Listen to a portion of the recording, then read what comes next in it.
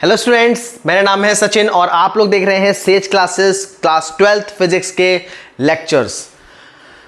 Lecture number 4 में हमने निकाला था electric field intensity due to electric dipole on the axial line, याद होगा। और जिसका एक्सियल लाइन का एक्सप्रेशन आया था हमारा, electric field on the axial line is equal to 1/4 pi epsilon naught 2p/r³। Magnitude की बात कर रहा हूं मैं खाली यहाँ पे, ठीक है। अब हमें देखना है कि सेम अगर हम इक्वेटोरियल लाइन पे निकालते हैं डायपोल के तो कैसे एक्सप्रेशन आएगा, क्या आएगा, क्या उसमें कंसेप्ट है, ठीक है। चलिए शुरू करते हैं जल्दी से, बिना टाइम खराब किए। बहुत कीमती टाइम है आपका क्लास 12th का, याद रहे। ये हमारा एक डायपोल है,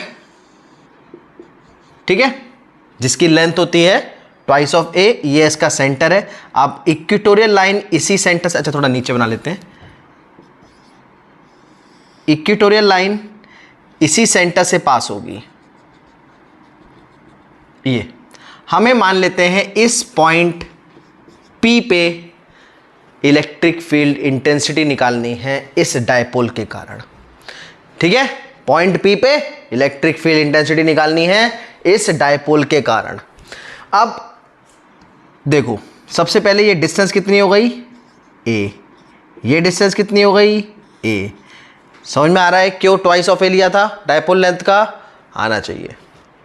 अब इस पॉइंट पे P पॉइंट पे देखते हैं यहां से यहां तक की डिस्टेंस कितनी होगी।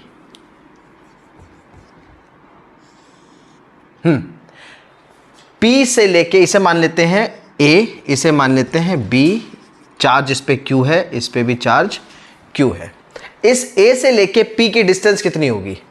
देखो, इस P पॉइंट की distance from the centre of the dipole हमारी है R, यहां से लेके यहां तक। क्लियर। चलिए, तो इस हिसाब से हमारी पाइथागोरस थ्योरम लगाएंगे हम। तो R और ये A, तो ये वाली डिस्टेंस हो जाएगी हमारी √R² प्लस A²। AP की डिस्टेंस आ गई। BP की डिस्टेंस निकाल लो, ये एंगल है थीटा। BP की डिस्टेंस निकाल लेते हैं इसी तरीके से, ये भी एंगल थीटा हो जाएगा और ये भी डिस्टेंस हमारी √R² प्लस A² आएगी। यहाँ तक कोई कन्फ्यूजन, कोई दिक्कत? फिर से रिपीट कर रहा हूँ, हमने कुछ नहीं करा है। डिस्टेंस A थी, डायपोल की जो डिस्टेंस है from the system, from the dipole point P की डिस्टेंस जिस पे निकालना है वो R है। तो हमने पाइथागोरस थ्योरम उसके यूज़ करके AP और BP निकाल लिया। अब हम अपने मेन मुद्दे पे आते हैं। इलेक्ट्रिक फील्ड इंटेंसिटी निकालनी है। जो काम हमने एक्सियल लाइन में किया था -Q और +Q के कारण, चार्ज के कारण इलेक्ट्रिक फील्ड निकाली थी अलग अलग सेपरेटली, यहाँ पे भी वही काम करने वाले हैं हम। यहाँ पे भी वही काम करने वाले हैं। चलो देखते हैं। सबसे पहले इक्वेटोरियल लाइन पे हम यहाँ पे लिखेंगे electric field at P due to -Q charge. Electric field at P due to -Q charge कितना आएगा जल्दी। ये आ गया हमारा E - Q is equals to 1/4 pi epsilon naught. Electric field due to -Q निकालने, मतलब ये वाला चार्ज है, ठीक है। तो ये आ जाएगा Q/√R² प्लस A²। क्लियर है, कोई दिक्कत इसमें? देखो, इलेक्ट्रिक फील्ड हमने A पॉइंट पे निकाला है, अब डिस्टेंस ये वाली लेंगे P पॉइंट पे। अच्छा, -Q चार्ज है तो इलेक्ट्रिक फील्ड की जो डायरेक्शन होगी वो इस तरफ होगी, ठीक है। मतलब ये हो गया हमारा E - Q। डायरेक्शन इंपॉर्टेंट है। देखो, डायरेक्शन यहाँ से जो कंपोनेंट ब्रेक होंगे वो डायरेक्शन की वजह से ही होंगे, किस तरह कहाँ पे कौन सा लग रही है। तो हम इसमें लिख सकते हैं अलोंग AP, ठीक है। अलोंग AP हमने इसमें डायरेक्शन भी दे दिया। अच्छा, सेकेंड, ये तो फर्स्ट था, यहाँ पे सेकंड निकालते हैं। सेकंड निकलेगा हमारा electric field at P due to +Q charge.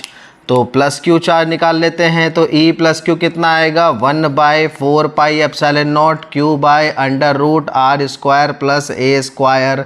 और कहाँ एक्ट होगा, अलोंग BP। अब देखो, ये पॉजिटिव, ये भी पॉजिटिव, रिपेल करेगा, यानी कि हमारा जो दूसरा चार्ज है वो यहाँ जाएगा। ये हो गया हमारा E + Q। E + Q।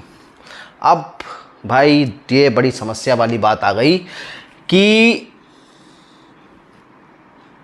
दोनों ही एक एंगल पे एक्ट हो रहे हैं, थीटा थीटा।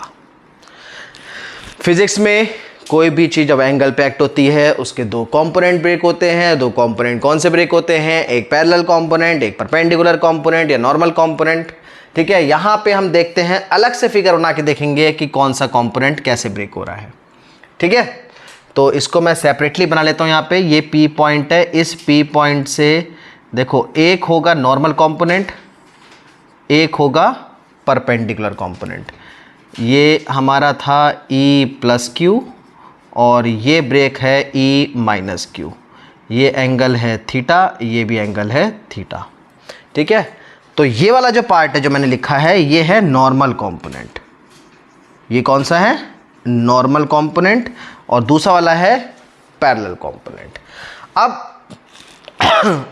जो parallelogram law of vector addition को हम यूज़ करके यहाँ पे जो कंपोनेंट हम रिजल्टेंट निकालने के लिए यूज़ करेंगे, जो हमने ये कंपोनेंट ब्रेक किया है, इस कंपोनेंट के हिसाब से देखो E प्लस क्यू का ये वाला जो कंपोनेंट है, ये वाला पार्ट, ये वाला कंपोनेंट जो ब्रेक होगा और ये वाला जो ब्रेक होगा, ये कौन सा है? E plus Q sine theta. अच्छा, ये कैसे पता लगा साइन थीटा? थीटा के साथ वाला कॉस वाला होता है और दूसरा साइन थीटा नॉर्मल कंपोनेंट। तो E plus Q sine theta और जो नीचे वाला ब्रेक होगा वो E minus Q sine theta. अब देखो E plus Q sine theta, E minus Q sine theta. Charges का मैग्नीट्यूड सेम है। इधर देखो इलेक्ट्रिक फील्ड का दोनों एक्सप्रेशन सेम आया है। आपके डायपोल है, डायपोल है मतलब magnitude of the charge are same, बस नेचर अपोजिट होता है। जब मैग्नीट्यूड सेम है तो उनका जो नॉर्मल कंपोनेंट है वो तो एक दूसरे को कैंसिल आउट कर रहा है, क्योंकि सेम मैग्नीट्यूड है और अपोजिट डायरेक्शन में है। ध्यान रहे, same magnitude opposite direction, opposite direction में है, मैग्नीट्यूड सेम है, सेम फोर्स है दोनों तरफ, अगर कोई फोर्स भी लगाओगे तो बैलेंस ही होती है। तो ये हम यहाँ पे लिख देंगे normal component will cancel out each other. Normal component तो भाई कैंसिल आउट कर रहा है, और जो पैरेलल कंपोनेंट है, parallel component will add up. क्यों? क्योंकि दोनों के ही डायरेक्शन सेम है। ये देखो दोनों component E plus Q cos theta, E minus Q cos theta, दोनों ही सेम डायरेक्शन में लग रहे हैं, तो दोनों ही एड अप हो जाएंगे। ठीक है, इतना पार्ट इसमें समझना था। अब यहां से हम अपना एक्सप्रेशन निकालते हैं। इसको ऊपर लिख लेते हैं, एक्सीएल को 1/4πε0 2p/r³। इसको अभी लास्ट में यूज भी करेंगे। ठीक है, इसको मैं यहां से रब कर देता हूं। चलिए, अब हमें क्या करना है? Now electric field on the equatorial line is equal to, ये दोनों का एड अप हो जाएगा, तो हम इसको ऐड कर देते हैं, E plus Q cos theta plus E minus Q cos theta. हो गया? नहीं, एक चीज अभी बाकी है। आप देखो डायपोल का डायरेक्शन नेगेटिव से पॉजिटिव यानी कि इस तरफ है, इस तरफ, इस तरफ, और जो हमारा यहां पे इलेक्ट्रिक फील्ड का डायरेक्शन आ रहा है वो इस तरफ आ रहा है। ये देखो दोनों कंपोनेंट जो है वो इस तरफ आ रहे हैं, इस तरफ और इस तरफ, यानी कि उत्तर दक्षिण पूर्व पश्चिम, पूरा का पूरा अपोजिट। और जब अपोजिट डायरेक्शन आ रहा है तो हमें यहाँ पे नेगेटिव लेना पड़ेगा। बात समझ में आई? हमें यहाँ पे नेगेटिव लेना पड़ेगा। नेगेटिव क्यों लेना पड़ेगा? क्योंकि हमारी जो इलेक्ट्रिक फील्ड की डायरेक्शन है इज अपोजिट टू डायपोल, या पी वेक्टर कह सकते हो या पी कह सकते हो, सिंपल। इसे नोट करके रखना। ठीक है, चलो अब हम अपना एक्सप्रेशन निकालते हैं। यहां से एक्सप्रेशन कैसे निकालेंगे? E plus Q cos theta. अच्छा, एक चीज और यहां पे समझ में आ गई, माइनस, अब ये तो दोनों बराबर हैं। इधर देखो electric field due to minus Q, electric field due to plus Q, ये दोनों ही, ये जो दोनों पार्ट है हमारे, ये दोनों पार्ट क्या हैं? Both are same. और जब दोनों पार्ट सेम हैं तो यहाँ पे ये दोनों एड अप हो जाएंगे, तो हम इसको लिख सकते हैं twice of E minus Q cos theta, plus Q लिखो माइनस क्यू लिखो, एक ही बात है, दोनों का मैग्नीट्यूड सेम है। ठीक है, तो अब -2 ई माइनस क्यू का एक्सप्रेशन रख देते हैं यहाँ पे 1/4 पाई एप्सिलॉन नॉट, तो 1/4 pi epsilon naught Q by यहाँ पे under root are square plus A square का होल स्क्वायर। होल स्क्वायर क्यों किया? इलेक्ट्रिक फील्ड का फॉर्मूला याद करो, क्या बार बार हर चीज़ बतानी पड़ती है आप लोगों को। ठीक है, E is equal to 1/4 pi epsilon naught Q by R square. ये देखो आर स्क्वायर यानी कि आर हमारा डिस्टेंस तो ये है under root are square plus A square, और उसका भी स्क्वायर करेंगे तो अंडर रूट हमारा अगले स्टेप में खत्म हो जाएगा। ठीक है, तो इसको यहां पे अच्छा इंटू कॉस थीटा। अब एक चीज और, जरा कॉस थीटा का एक्सप्रेशन बताओ। कॉस थीटा राइट साइड में, cos theta is equal to base upon hypotenuse. वापस आ जाओ डायग्राम में, कॉस थीटा निकालना है, base a hypotenuse under root are square plus A square, मतलब कि a upon under root are square plus A square. इस पार्ट को यहाँ पे यूज़ करेंगे तो ये आ जाएगा हमारा -2, इसे लिख लेते हैं 1/4 पाई एप्सिलॉन नॉट। ठीक है, या भी बाहर 2 q upon r square plus ए स्क्वायर, स्क्वायर अंडर रूट से हट गया, और कॉस थीटा की जगह a upon under root are square plus A square.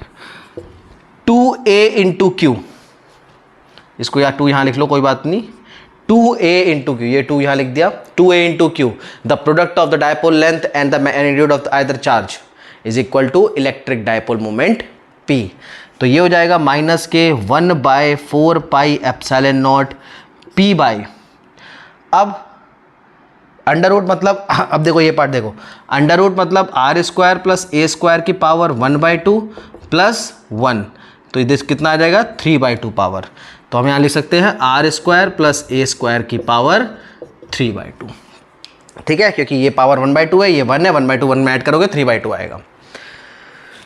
ये आ गया आपका expression of electric field on the equatorial line. अच्छा, पी कैप लगा दो लास्ट तक, हर जगह हम लगाना भूल गए थे, आप लगा दीजिए। ठीक है, तो ये एक्सप्रेशन जो निकला है ये निकला है इलेक्ट्रिक फील्ड पी वेक्टर का। अब यहां पे हम एक केस ले सकते हैं, if r is far far greater than a, यानी कि फॉर शॉर्ट डायपोल की बात करें, पी पॉइंट बहुत ज़्यादा दूर होगा, ऐसे केस में हमारा जो एक्सप्रेशन निकलेगा E equatorial is equal to minus k 1/4 pi epsilon naught p by, अब देखो ए स्क्वायर नेगलेक्ट कर देंगे, आर स्क्वायर और स्क्वायर, आर स्क्वायर की पावर 3/2 आएगा, 2 से 2 कैंसिल, क्या बचा आर क्यूब। ये आ गया हमारा expression for equatorial line. Magnitude में अच्छा पी कैप, मैग्नीट्यूड में खाली 1/4 pi epsilon naught P by R cube. मैंने ये एक्सप्रेशन कंपेयर करने के लिए लास्ट में लिखा था, देखो एक्सियल लाइन का एक्सप्रेशन यही है, इक्वेटोरियल लाइन का भी एक्सप्रेशन यही है, नेगेटिव साइन उसके अपोजिट डायरेक्शन को शो कर रहा है। ठीक है, अगर सिर्फ मैग्नीट्यूड की बात करो शॉर्ट डायपोल के केस में, देखो अगर शॉर्ट डायपोल के केस में सिर्फ मैग्नीट्यूड की बात करें, फॉर शॉर्ट डायपोल, नोट करके लिख लेना यहां पे, फॉर शॉर्ट डायपोल। ठीक है, तो ई एक्सियल कितना आ रहा है, ई एक्सियल आ रहा है हमारा 1/4 pi epsilon naught 2p by R cube, और ई इक्वेटोरियल कितना आ रहा है 1/4 pi epsilon naught p by R cube. Minus नहीं ले रहा हूं मैं, माइनस क्यों ले रहा हूं, अभी सिर्फ मैग्नीट्यूड के बारे में बता रहा हूं, माइनस डायरेक्शन शो कर रहा है उसके अपोजिट साइन को। तो मैग्नीट्यूड में देखो इन दोनों को आप कंपेयर करो तो सिर्फ यहां पे हम कह सकते हैं कि ई एक्सियल जो है वो ई इक्वेटोरियल का ट्वाइस है, मतलब electric field on the axial line is double the electric field on the equatorial line magnitude के केस में। तो फॉर शॉर्ट डायपोल ये हमारा 1 मार्क्स में काम आ सकता है। ठीक है, आएगा, काम आ नहीं सकता, आएगा।